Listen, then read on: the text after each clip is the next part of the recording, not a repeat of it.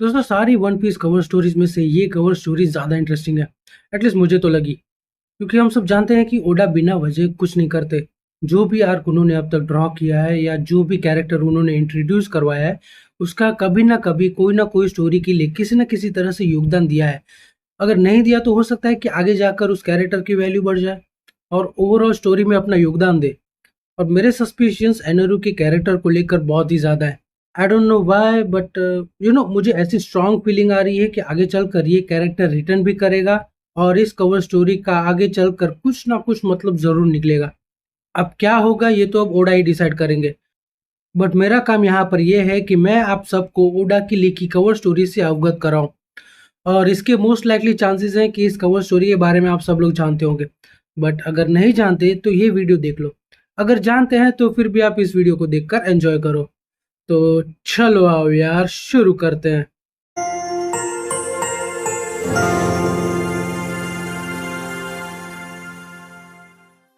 दोस्तों इस cover story की शुरुआत होती है एनोरू की बोट से, जिसका नाम है आर्क मैक्सिम।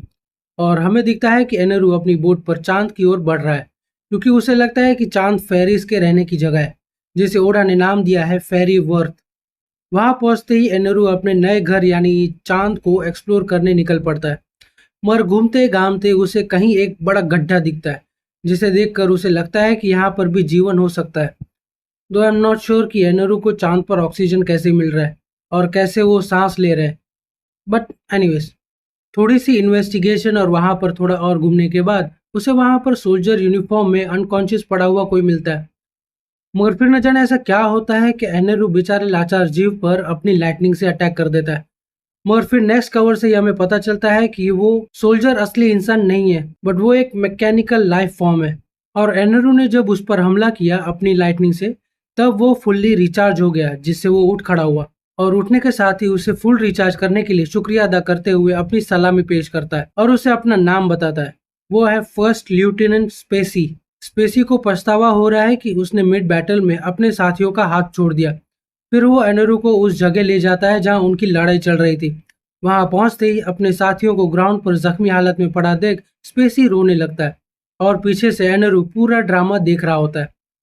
मरीज रोने धोने के ड्रामे के बीच कोई तीसरा शख्स वहां उनके पीछे पहुंचता है और स्पेसी पर अपने किसी तरह के इलेक्ट्रॉनिक भाले से हमला कर देता है। स्पेसी के बाद वो एनोरू पर भी हमला कर देता है, बट उस पर कहां से उसके इलेक्ट्रिक भाले का असर होता। स्पेस पायरेट की इस हरकत का जवाब देते हुए एनोरू उसे एक ही लात में नॉकआउट कर देता है। स्पेस पायरेट से निपटने के बाद वो देखता है कि कहीं दूर कोई धमाका हुआ है, जिससे एनोरू गुस्से से भर जाता है, क्योंकि वो नहीं चाहता कि कोई भी उसके नए घर को नुकसान पहुंचाए। नेक्स्ट कवर पर हमें दिखता है कि ये लोग उसी स्पेस पायरेट के लोग हैं, जो वहां एक्सकेवेशन की साइट पर किसी तरह की मीटिंग में बिजी हैं। इनकी वजह से ही वहां पर एक्सप्लोजन हुआ था और देखने से ऐसा लग रहा है कि जैसे वो लोग यहाँ पर किसी तरह की रिसर्च कर रहे थे। बट उसी मीटिंग के बीच उनको उनकी ही स्पेसशिप पर लाइट से घिरा हुआ एक शख्स दिखाई देता है, जिसको देखकर वो लोग चौकन्ने हो जाते हैं और फाइट करने के लिए रेडी हो जाते हैं। फिर एक छोटा सा फ्लैशबैक होता है, जिससे हमें पता चलता है कि वो सोल्जर और उसके साथी यहाँ चांद पर क्यों आए हैं। दोस्तों उस फ्लैशबैक में हमें पता चलता है कि वो छोटे छोटे रोबोट्स को प्रोफेसर सुकीमी ने बनाया था काराकुरी आइलैंड पर। अगर आप लोग भूल गए हैं तो मैं बता दूं कि काराकुरी आइलैंड वही आइलैंड है जहां पर फ्रैंकी ने अपने 2 साल निकाले टाइम स्किप के दौरान, जब वॉरलॉर्ड कुमा ने सारे शॉहेड्स को अलग कर दिया था।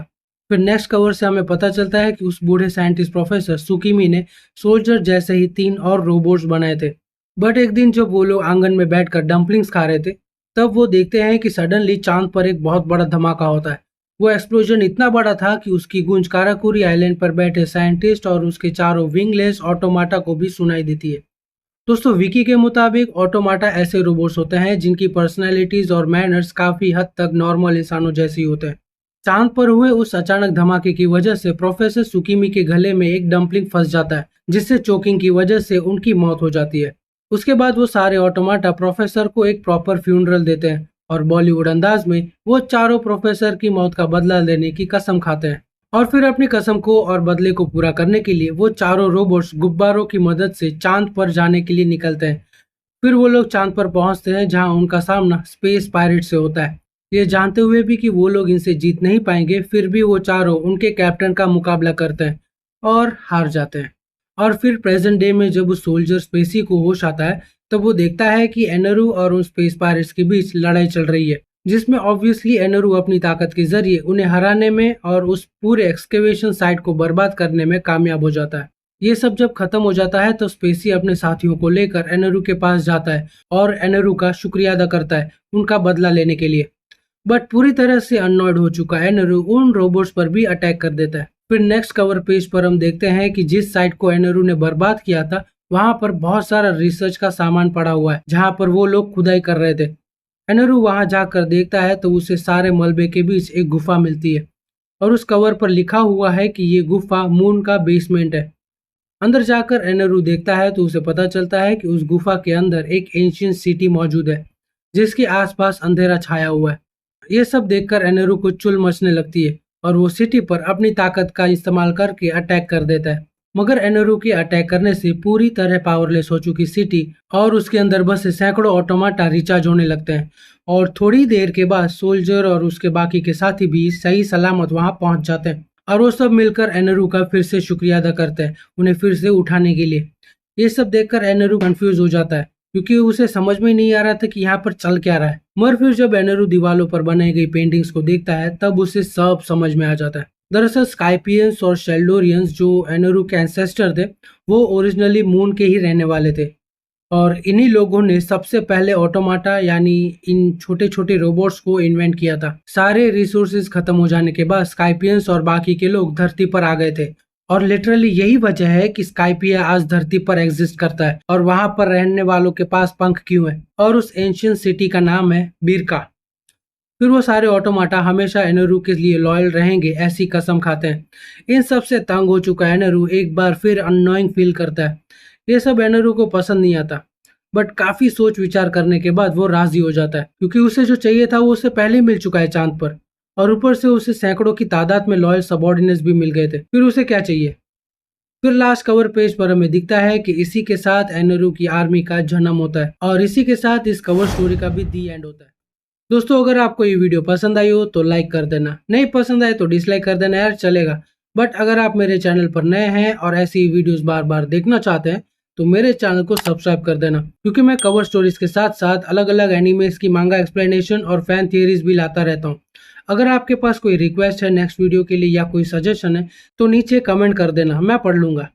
तो दोस्तों आज के लिए बस इतना ही, मैं मिलूंगा अब आपको नेक्स्ट वीडियो में, तब तक के लिए सायोनारा।